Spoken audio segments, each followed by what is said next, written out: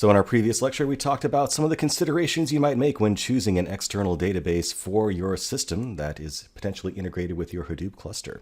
And we posed this scenario where you're building a massive stock trading system where maybe you want to run big analytics job on Hadoop or Spark in the background, but you still need to have some sort of a front-end interface to the actual stock trades themselves. So what would be a good choice of a database in this situation?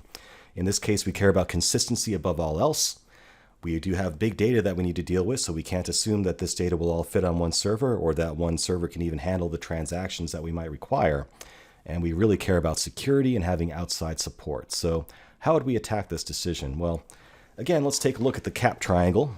When we had to choose between consistency, availability, and partition tolerance, we've established that partition tolerance is a given. We know that we have enough data that we need to have partition, so that's non-negotiable. Our decision is between consistency and availability, and we've said that in this application, consistency is actually more important than availability. Obviously, we want both.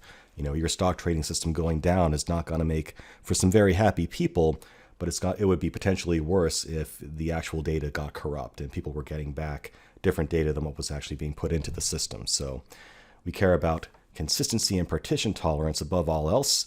So that means we want to lean towards systems that are more like HBase or MongoDB, right? So these are going to be highly consistent because they have a single master, a single primary database that you all talk to. But because it has a single primary master, that means that there are some availability trade-offs if that primary master goes down. The system then needs to elect a new primary, and all of your application clients need to move over to that quickly. So this would seem to be the right choice here, but how would you choose between HBase and MongoDB?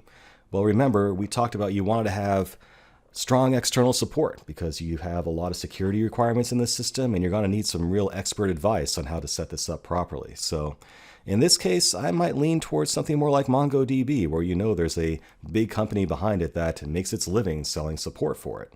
Now, there are other companies out there that do specialize in offering support for things like HBase or other Apache projects, so don't make that a hard decision there. Do your research, figure out what support is out there and what's their track record. Have these people actually supported applications like yours before that have the strict requirements that you actually have?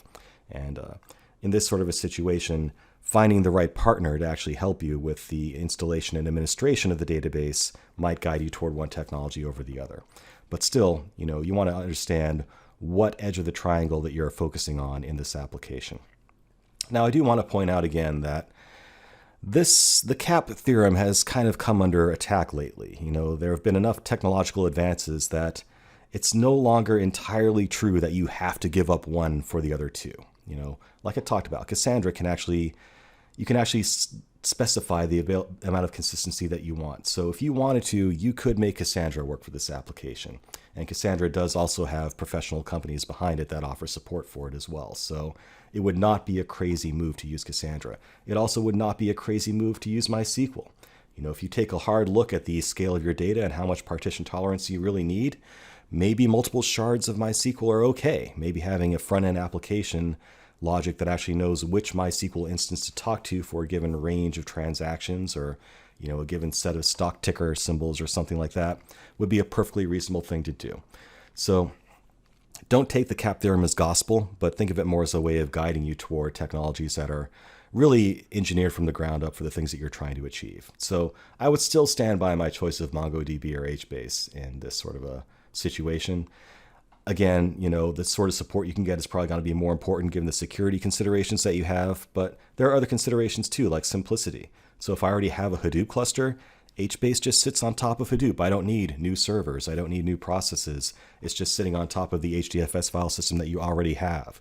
So all things being equal, thinking about integration considerations, maybe HBase would be the right choice for you, if you already had a Hadoop cluster up and running that you wanted to use. So again, these decisions aren't easy. There's not going to be a right or wrong answer, but some answers will be better than others. Okay, so think about what your answer was and what your thought process was, compare it to my thought process, and hopefully you ended up in kind of the same ballpark. Again, there's no right or wrong answer, but some answers are better than others.